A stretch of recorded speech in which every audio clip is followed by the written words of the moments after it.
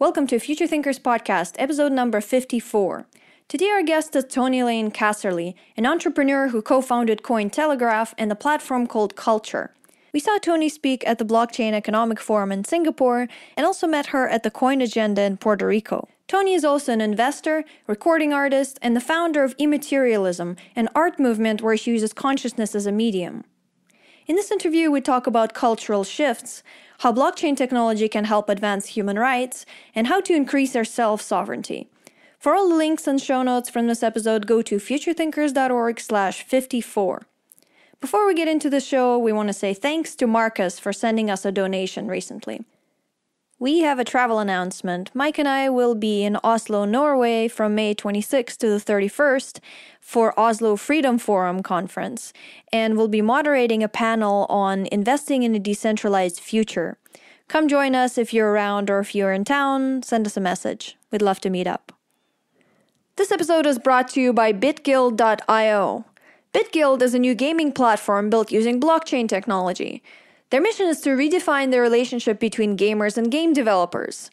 On the BitGuild platform, gamers maintain full ownership and control of their virtual items, which are stored on the blockchain. They can transfer items and progress between compatible games, and they can make in-game transactions safely and cheaply, and sometimes free. Developers who join the platform will get a direct link to an established player base with a strong community and a network of like-minded developers building on the same platform. Developers will also have the potential for direct game development funding from BitGuild. The first version of the BitGuild portal is now live.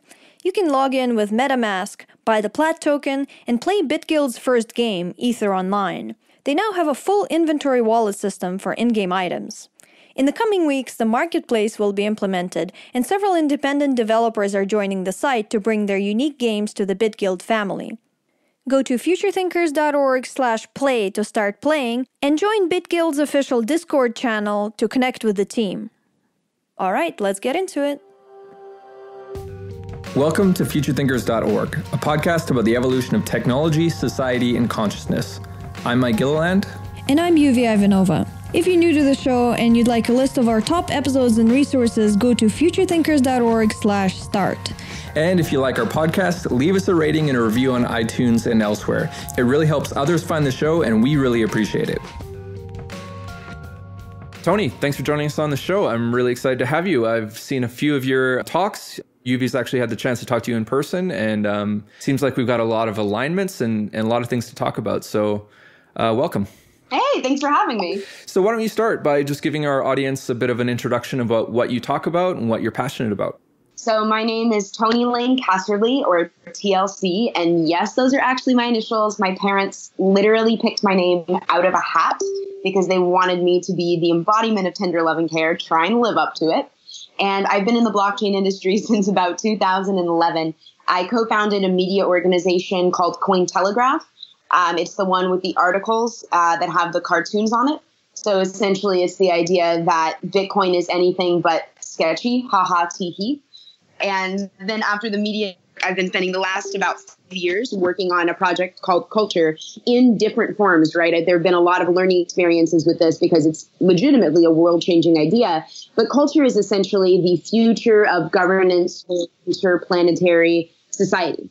It's the idea that the core of the way we think about our self and collective organization over the next century is going to shift so drastically that the institutions we have once seen as valuable are going to shift in their ownership over people or human rights. Okay, so you said shift. And I kind of way too often take a sort of like apocalyptic approach when I talk about the future. But you said a shift, not a collapse. So maybe you can explain that. Why do you think it's going to kind of gradually move instead of the old systems collapsing violently and dangerously?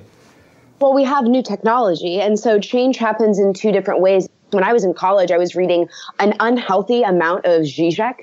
I'm not sure if anyone reads Slavoj Zizek, but his book, Living in the End Times, actually made me at a certain point, and not that he would ever recommend doing this. This is one of the ways that I found Bitcoin. I just started having not only, it's not even paranoia, it's just a realization that our system was so close to collapse that I went to the bank when I was still in college, in my undergrad, and I literally took every dollar out of the bank that I owned and I put it in a fireproof box and hid it.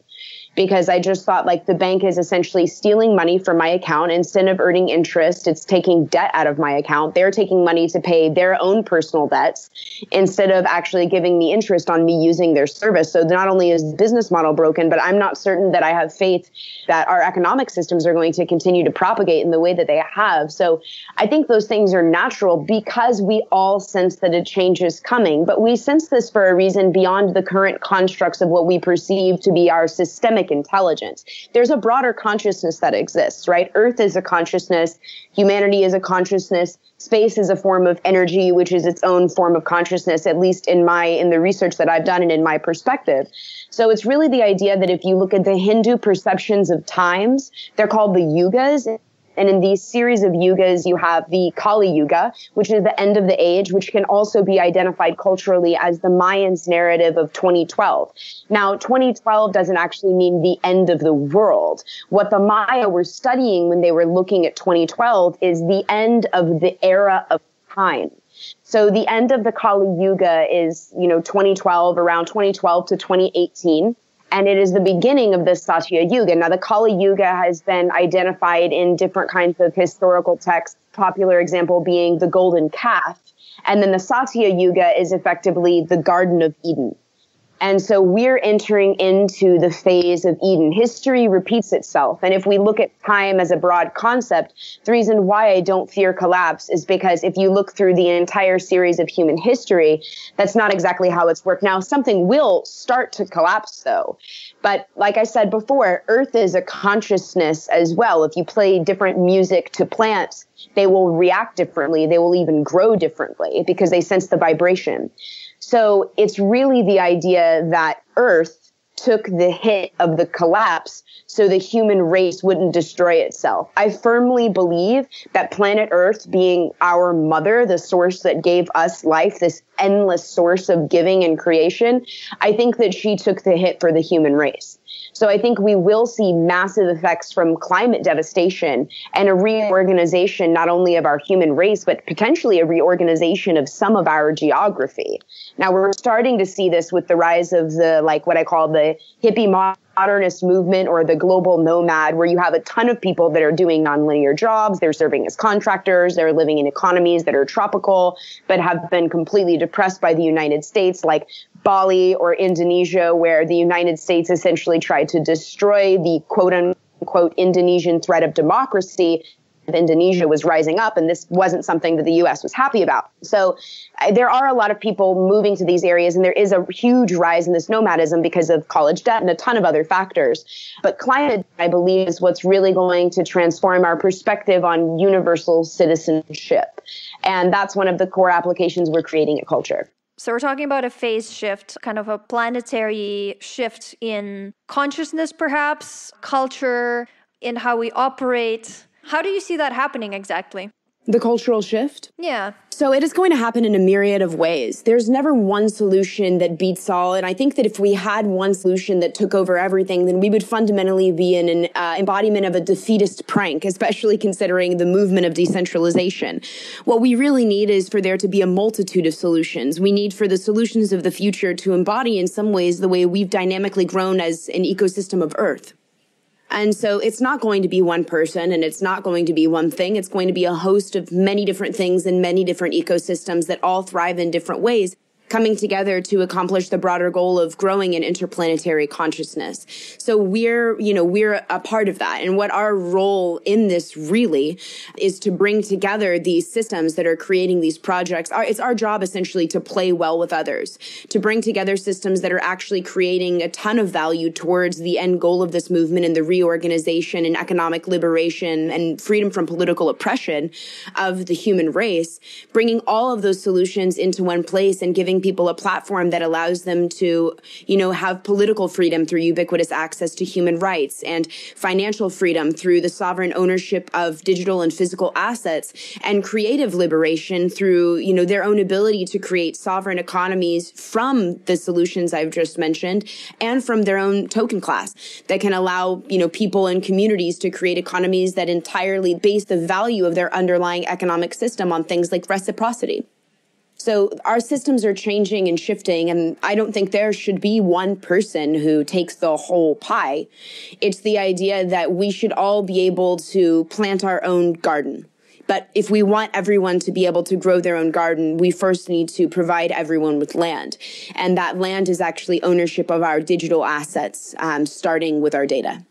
Let's roll back to what you said at the beginning of this, that everybody should have access to ubiquitous human rights. How do you see that happening? So ubiquitous access to human rights is an idea inspired by the foundation of blockchain technology, which is essentially immutable ledgers that need no third parties for verification, have the ability to eliminate trusted middlemen like banks or, importantly, governments. Now, the original function of government was jurisdiction. Government was effectively established so we could say, oh, we have a record of who owns what property, because after we, shifted out of this reign of kings and queens where all of the property was recorded because you had one royal family that owned everything, and into the idea where, okay, now people actually own their own land. The job of the government was essentially to keep record of that. Now, it obviously evolved into its own system with different principles and settings, essentially, as things will evolve in the future. But it's really the idea that blockchain enables us to create legal infrastructures that exist outside of the nation state, which means that you can have a public or an anonymous identity. And if you want to own the rights to any legal contract, whether that contract is your identity, whether that's a marriage contract, whether that's ownership of your land, you have the ability to verify that contract through your social networks, whether publicly or anonymously, and essentially own the rights to your own sovereign jurisdiction, your own sovereign legal jurisdiction, your own sovereign legal rights outside of the bounds of a nation state. So if you live in a country where your life could be at risk for being in an LGBTQIA plus union, which there are, I think, about 17 countries or different forms of religious law where your life could seriously be at risk, but you want to enter into a union with another person and you guys are thinking of potentially immigrating to a country where that would be completely legal and you wouldn't be threatened, you could register that contract anonymously on the blockchain. You could have it verified by a series of your friends who all validate that even though you're anonymous, you are who you say you are and that this union is valid. And then once you move to a place like Canada who accepts your rights, if you decide to do that, you could present the Canadian government with this documentation and this record and actually have your union honored when you become citizens of a new culture and or nation state. Not all nation states are trying to cause harm, and I don't think that the idea of dismantling a system chaotically is the right decision. I think we need to hospice out of systems the elements that are not working and give people the opportunity to explore and interact with their freedoms in a way that also preserves fundamentally at the deepest, most core level, their privacy.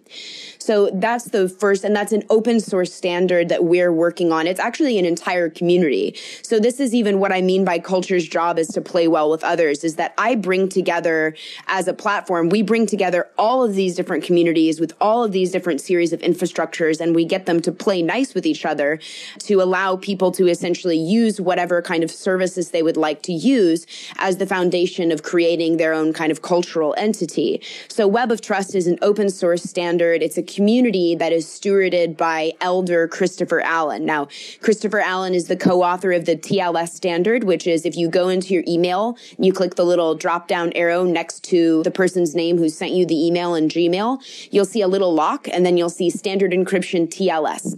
So Christopher Allen was the co-author and the steward of that community for a very, very, very long time. And we're taking essentially, so this is a global standard across the entire internet. So taking this standard, Web of Trust is a project that's been in the works for the last 20 years.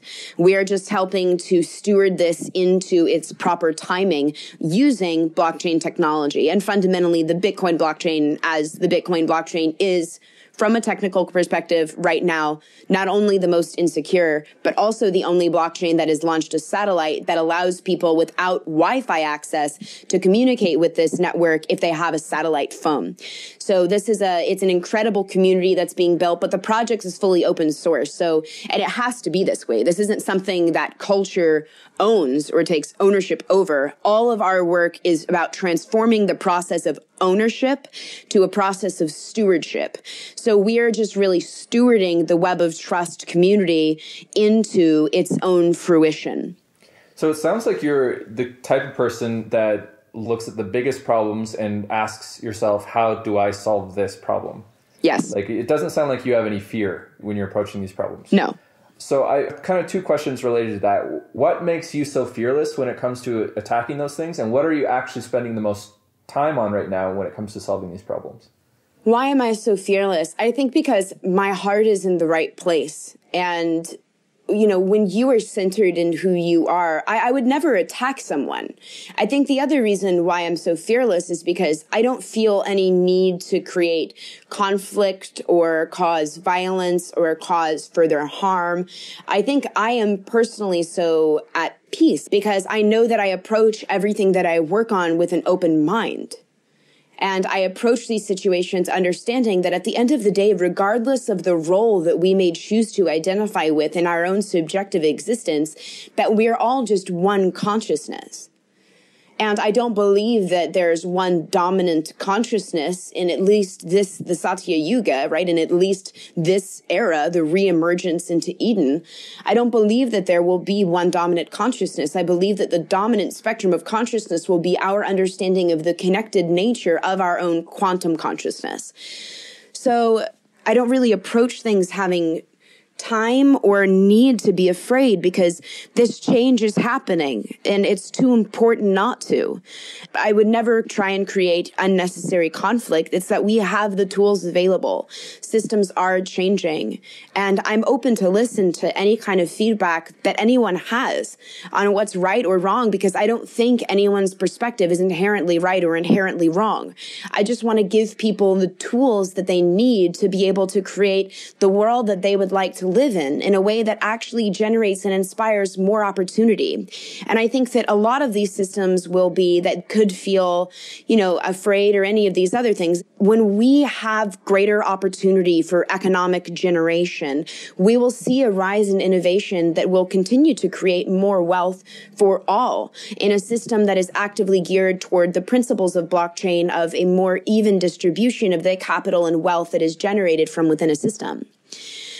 So I guess that the other reason why is a bit more rational than me just saying I have heart, so I fear less because I live from a place of love. It's actually that this future is coming, and it is an inevitable future. So I believe it's our job to figure out how we can best support and be of service to steward that future into reality. And being of service, I think were leaders of peace ever really afraid? And I'm not certain that they were if they were truly a leader of peace. Because if you live as the embodiment of what you are attempting to create, then I believe you understand, regardless of what happens in your own subjective life, it's not about you, it's about the mission. I think I feel less afraid because I don't have my ego wrapped up in a bunch of stuff, right? I'm just present and here and attempting to create a better world for the human race using the tools that I have available, that the world now has available, and the skills that I personally have to help steward this mission into reality. You said something about being digital nomads at the very beginning of the conversation, and then you were talking about sovereignty. And I think the fact that, we're digital nomads and we have been since 2012, and that's really contributed sort of the big picture scope and vision that we have with future thinkers and everything. And I think that's really been the result of having that sovereignty and freedom and income independence that has allowed us the freedom of time and income to actually focus on what we want. So I think that's a big step into envisioning the future, is that you have a taste of it already. You have a taste of that freedom and what everyone else could have. Yeah, absolutely. So have you been a nomad for a while as well? I wouldn't call myself a digital nomad necessarily. I would think I identify a bit more with the hippie modernist movement. And I think the bigger difference is that I go with my community. And oftentimes digital nomads are doing contracting work and they're doing things on their own. And this is why there's, this big market opportunity and why I have so many friends that are building these co-working spaces in these beautiful locations where the economies are depressed so people can come from this area and work and have a sense of community. The difference is with me and why I believe I identify more with hippie modernism is that I go with a pack. And I go with a pack who shares my belief. And when you're working with a tribe, you have a different sense of inclusion. You have different access to resources. There's just a different dynamic of participation that's involved because of the incentives at play. Although I have a lot of friends who are digital nomads, and I certainly travel all the time, I never started traveling because I said, I just want to go randomly see this tropical place. For me, I'm not driven by anything beyond the sum of the mission I have dedicated my life toward. That is why I live. And that is why I get up in the morning. And that is why I travel to different locations. And that is why I get on stage and speak about this stuff. And that is why I am doing this interview with you, is because my life is merely an extension of the mission. And that is why I lead a life that is inherently global in nature. And hopefully in the future, if we get there within the course of this lifetime, regardless of the way in which it is or is not extended, hopefully an interplanetary citizen. Although I think there are some huge implications with that we have to consider in a serious way, like the idea that I've heard people suggest that we should put a United Nations in space. And I just find that to be the most disturbing thing that I've ever heard. Why would you want to take the violence that exists on this earth and the incentives that exist on this earth and take those incentives, and why would we want to propagate that and take those incentives into space? We don't need the old world to carry into our future. And I believe that there are enough people who are intelligent enough that they can get beyond their ego and understand that that would not be for the benefit of not only the human race, but for the evolution of our future forms of consciousness. So I think it's really the idea, and interplanetary not only means the idea that we will physically transport ourselves beyond this planet, but I also believe that there's another dimension. I've talked about consciousness a lot, or I've said that word a lot, so let me explain a little bit. I also believe that there's another dimension of consciousness that we will connect with over the course of this next century. And that I say that lucid dreaming is the gateway experience into these different states of consciousness, in that when you are actively engaged in whether it is a lucid dream, a collective dream, an out-of-body experience, astral travel, exploring the Akashic records, that when you are engaged in an out-of-body experience, you are able to explore consciousness with a different level of dimensionality, with a different form of speed, because you are exploring the nature of consciousness as a form of energy, rather than exploring the nature of the world as a material form. And it is our relationship to that form of energy that I believe will also be transformative throughout the next century. This is why I'm so excited to have these kinds of conversations, is because people with the kind of clarity and force of will that you seem to have are also bringing to light the possibility that consciousness and our reality is nothing like what the common thought process is about it, about materialism and about we only believe in what we can see. So thank you for that. It's really exciting to actually be seeing a revival of this in recent years. Psychedelic research and consciousness research and more serious scientists coming out and saying, yeah, we don't understand consciousness, but it's likely to be non-local. And I think we're living in an amazing time. Absolutely. What are you spending most of your time on now? What are you thinking about mostly on a day-to-day basis? And what are you most excited about what you're working on? I'm spending every moment of my day building culture. It is really the evolution of our principles back to things that we've seen more formatively in Indigenous and First Nations. And really, that's what I spend all of my time on. And I believe the other element where I spend a lot of my time is being a good friend. I think that's really that's the area where a lot of my energy is dedicated toward. It's really my work and then my heart of service. And my heart of service is really to my community and the people around me. I think there are so many people in this world who forget how important it is to just be there for someone who needs you. And that is my other, I wouldn't say job, it's my other form of dedication to what I love and who I love. And so I spend the other half of my time helping people grow as human beings. And whether that's someone's going through a hard time and they need support or they need advice, or someone has a problem they feel like they're unable to solve, just being of service to other forms of people, even people I'm not close with. Sometimes I see people walking down the street and I know they have a bad day. I'll actually give you an example of something that happened the last time that I was in Los Angeles. We were all at this event and I was in the elevator with my friend. We kept pressing the button and it wouldn't come. And I was like, why is this elevator taking so long? And then we got in there and there was a woman who was sitting in the corner of the elevator. She was sobbing. She was weeping. She was terrified and she was afraid. And apparently she had gotten into the elevator and she has some fear of elevators or claustrophobia. And there was some other thing that had happened. And so she was just hiding in the elevator, making it go up and down because she couldn't figure out how to get out of the box, essentially. And so I just instinctually just ran into the elevator and I sat on the ground and she was just crying and I just held her until she felt that she was secure.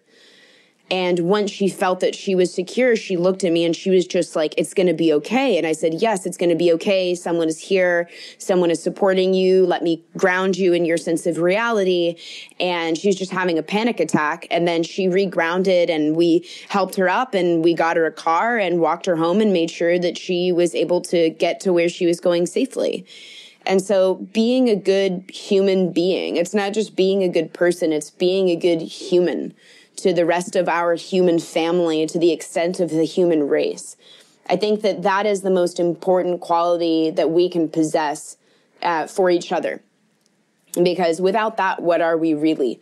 You know, Darwin never said, this is my favorite thing. I just found out about this pretty recently because I had never been, I think, read more Dawkins than I had Darwin and Dennett as well. Darwin never said survival of the fittest. What Darwin actually said was that species, forms of life with the highest capacity for sympathy, qualities we now identify as altruism, compassion, empathy, and reciprocity, that those species would be the most likely to survive during times of hardship.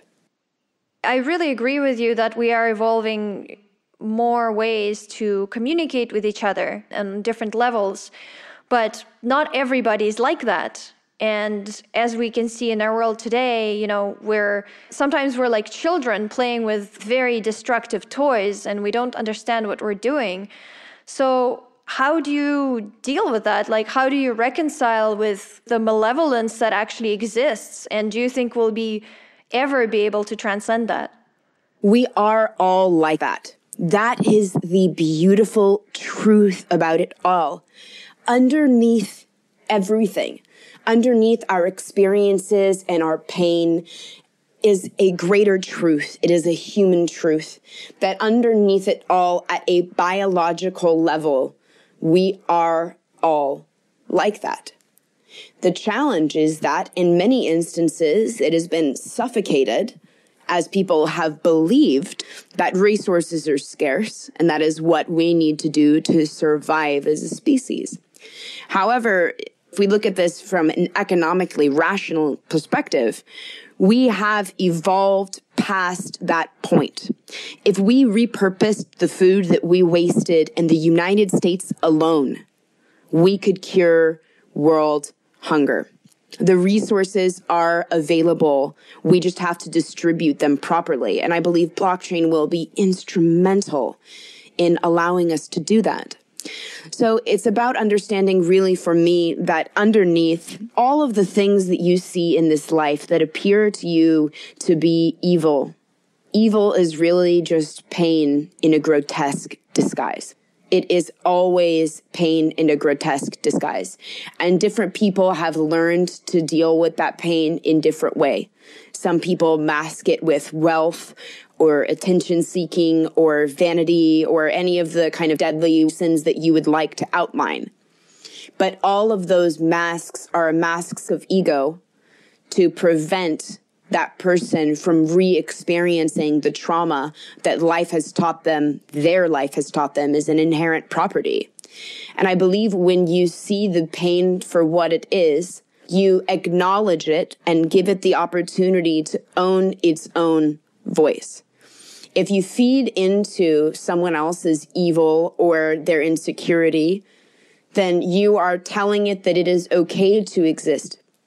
If you respond to that fear or insecurity with compassion, you are able to, in some ways, disarm it and hopefully gain greater insight into the series of drivers, however simple or complex they may be, that have created that behavior in the first place. And if you give that pain a safe space to release itself, we don't often give people that kind of space. We don't often give people that kind of emotional attention. We just tell people, swallow that pain, especially young men. You're not allowed to cry, be a man, stand up and fight, swallow your pain, hide your pain, suffocate it until it's not real anymore, but it is real. And it will continue to live through people, and they will continue to create it in an endless cycle if it's not released from their experience. Now, a lot of people deny pain, so that can make it a bit more challenging, but at a certain point, it will want to acknowledge itself for what it is. And whether or not that pain becomes its own demon, demons can all be angels in disguise. And sometimes it takes an angel to fight that off or to dissuade that kind of an energy from existing. So I believe that if we all hold the space for each other, and really more than anything, give people the security to feel that they can be genuinely vulnerable around you. Because if we allow people to be vulnerable and we create a safe space for people, this is another reason why I'm very passionate about the reorganization of a lot of our societal structures into communities of 400 or less, is because when you have that kind of connectedness with community, you create a greater sense of intimacy. And that greater sense of intimacy allows for people to be more vulnerable. So if you're struggling with something, or if something happened to you, or let's say you went through a really bad breakup, or you went through a really bad career experience, rather than feeling like I went through this bad situation and now I'm all alone and there's no one else that's here for me and I have to do everything on my own, you're placed in a situation where you're able to say, oh, I'm supported by my community. And even though I may have had this negative experience with a job or a relationship or a family member or whatever, trauma comes from so many different places. Maybe I just had some bad experience with some random person on the subway and that really affected me deeply, right? So it's the idea that if you have a community, you actively have a safe space where you can express these things, they can be acknowledged, and you can immediately begin the process of growth and healing, rather than feeling that the human experience is the idea. I don't know if you ever read Sartre or Nietzsche or any of these things, but the idea that when you look into someone else's eyes, like the mirror that you see, you're just seeing merely a reflection. The idea that the existence is so solitary that the experience of human connection is only our seeing of the I. That is no longer a paradigm we need to embrace. And we have the technology to understand that that paradigm is shifting and will be shifting drastically. So I firmly believe that the only way we will ever achieve world peace, it's not through abundance of resources. Because I know people who have absolutely nothing, literally nothing, living in poverty, missing their teeth, bathing in puddles of rainwater in the street. And they are happy and they are full of laughter and they are full of joy. And also I know people who are children of trust funds. And they have every resource in the world. They were just born into an abundance of wealth. They went to the best colleges. They have all the right connections. They have all the best friends. They have all of the capital in the world to do anything they would like to do for the rest of their lives. And they are addicted to drugs and struggling with depression, and they feel that they have no real friends or beyond that. Resource abundance is not what will create world peace. We will genuinely have peace outside of ourselves when we are first able to understand the experience of having peace within. That is what we have to incentivize for the human race to effectively evolve. Can you tell us a bit of your own story? about how you arrived at this? Your meditation experience, for example? My first college was art school. I went to Savannah College of Art and Design, and I was studying, for lack of a better word for a major, I was studying performance art. I changed my major multiple times, but that was what I was effectively interested in. I think that your field of study is not related to a major that a college can prescribe for you, but where you focus your time and energy while you are there. So in studying performance art, there was a lot of philosophy, a lot of ego disillusion, and I reached a place of fear, actually. I reached a place of fear in that I had a realization as I was watching a computer intelligence paint that I felt all art was going to become meaningless.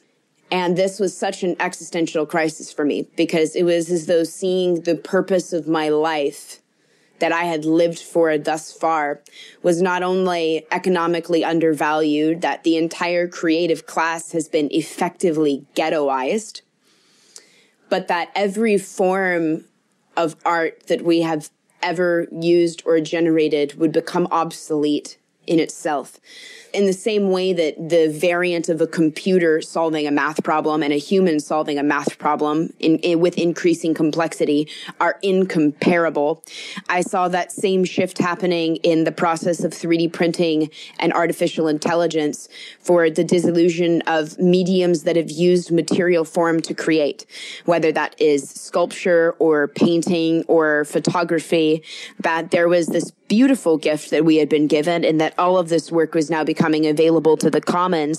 But in becoming available to the commons, it was actually losing its own reason for being. The form was losing meaning.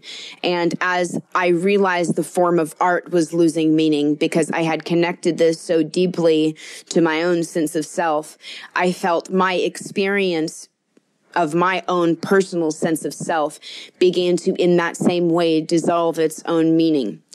And understanding what was happening and the process that I was going through, I ended up spending 3 months in silence to process and transcend my perception of my own human experience. And in this period of meditation, I was also studying things like lucid dreaming and out-of-body experiences and consciousness fundamentally, not as a philosophical tool, consciousness as an experiential phenomenon of what is directly tied to our nature of being. And in my firsthand experiential exploration of consciousness, I was able to understand and reform my understanding of my knowledge of media in more ways than one. That is actually a pun because the first business that I created was obviously the media network. But what I mean by media or medium is that I realized that the future of art was going to exist in two parts. Part one was that every person in the world would become an artist.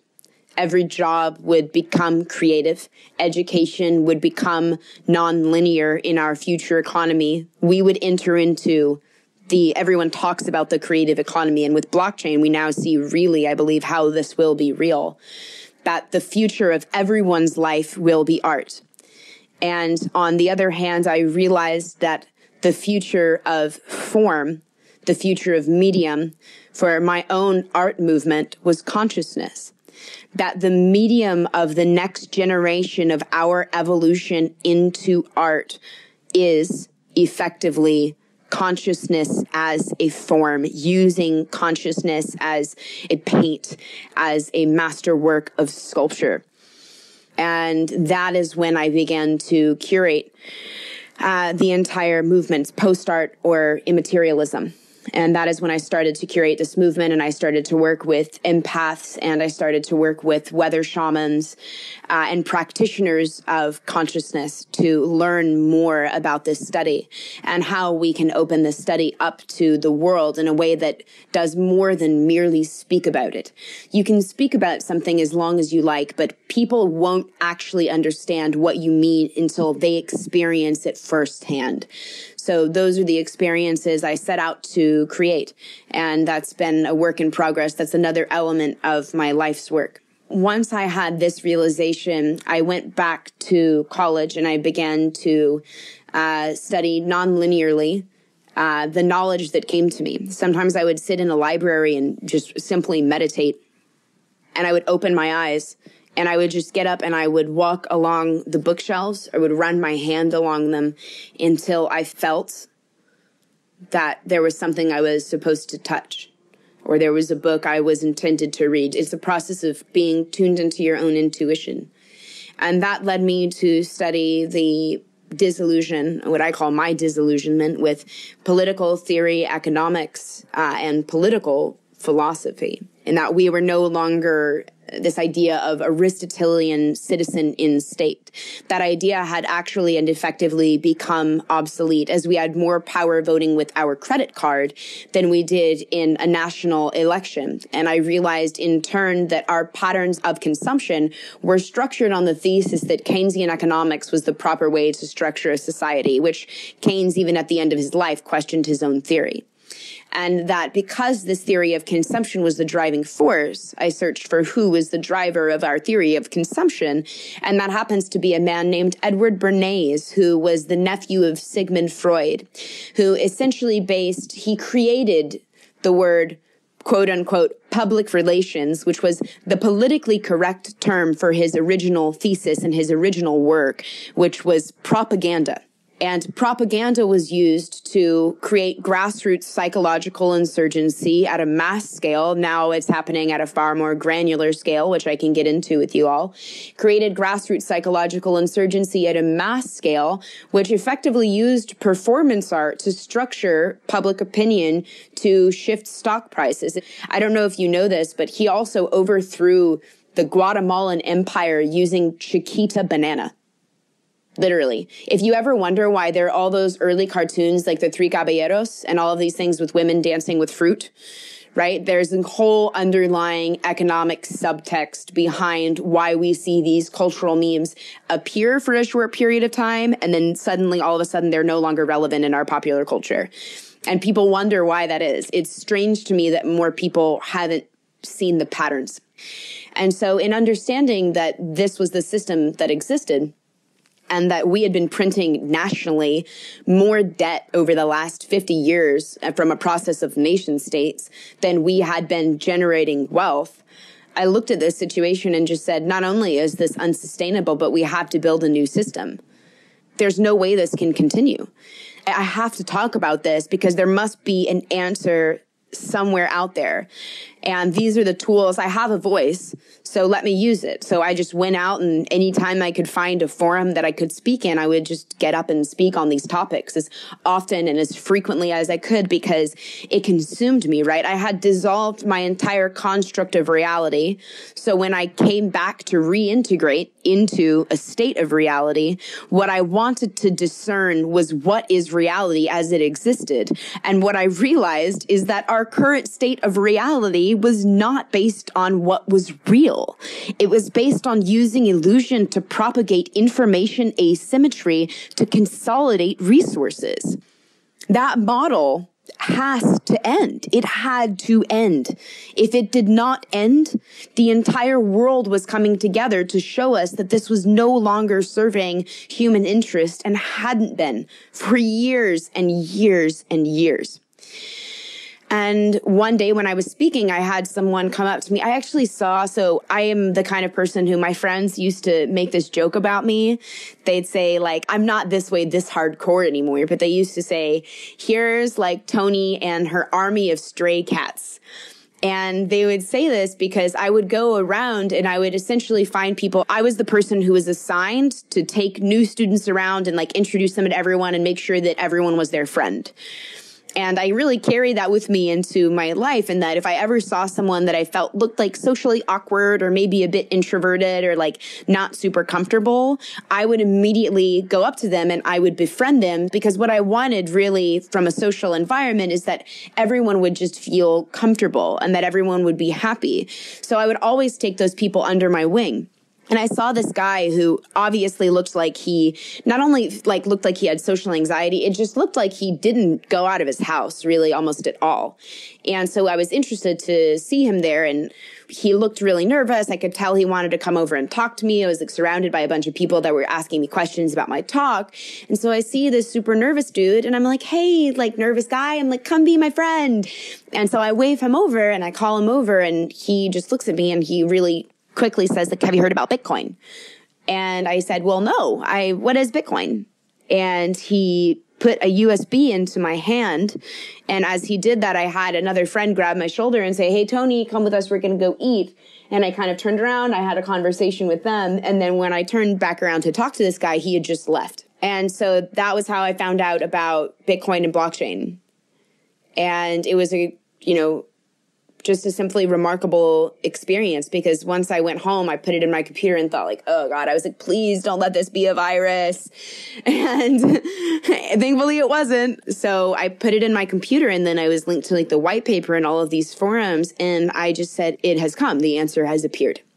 This is exactly, I knew immediately this is what I had been searching for. I knew immediately that this was the future, and that this is what I was being called toward. And so I packed my car full of my belongings a couple of years later, and I just literally drove out to San Francisco and had a crazy experience where the house I was supposed to move into, apparently the woman who I signed the agreement with, her son owned the house, not her. And so I got there, and the first night that I was in San Francisco, I drove in from Texas, which was a 17+ hour drive. And the first night that I got there, I ended up sleeping in the front seat of my car, which I couldn't even recline. And then had this crazy experience of me just literally coming on a mission that was based on nothing more than my intuition that this was something real. And I followed that intuition, and it was the smartest thing I've ever done. You talk about propaganda and meme magic and all these global forces, or people rather, trying to manipulate these global systems to their own advantage. How do you see people currently having more sovereignty in their lives?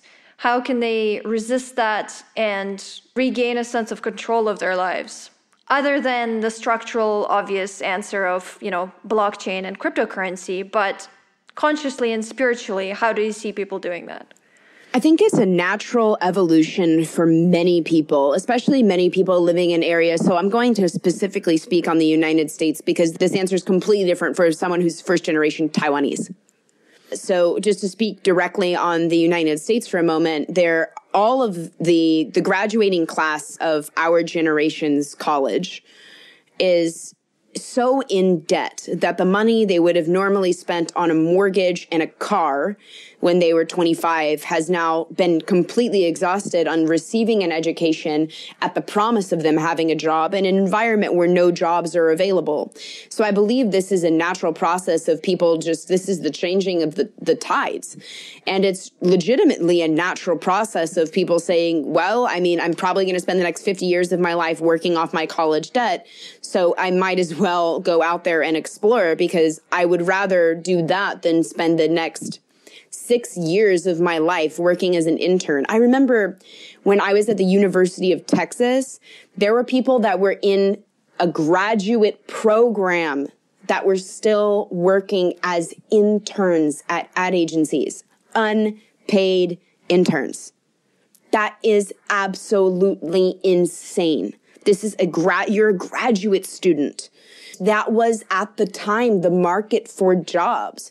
Now, if we want to speak about global, that's just in the United States. I believe the reasoning for that is economic. I believe it's our own failure to really take care of our system, in a sense, if we want to speak of us as a United States. But I believe that reclaiming our global spiritual consciousness is something that will happen based on, something I've brought up before, which is this kind of shifting of the age. But also that's really a personal journey. And you really have to be seeking it to find it. He who seeks will find.